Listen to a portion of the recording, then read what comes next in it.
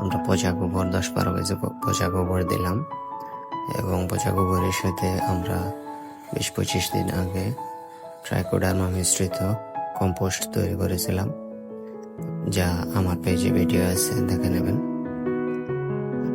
Trichoderma মিশ্রিত গোবর আমরা 1-1.5 কেজি পরিমাণ দিলাম।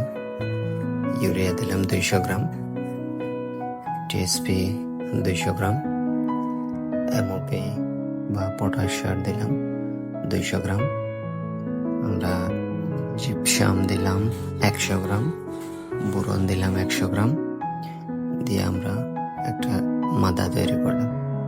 বলা ভালো যে আপনি জিঙ্ক এবং ম্যাগনেসিয়াম টিএসপির সাথে ব্যবহার করতে পারবেন না, সেজন্য আমরা ম্যাগনেসিয়াম এবং জিঙ্ক পরবর্তী 1 সপ্তাহ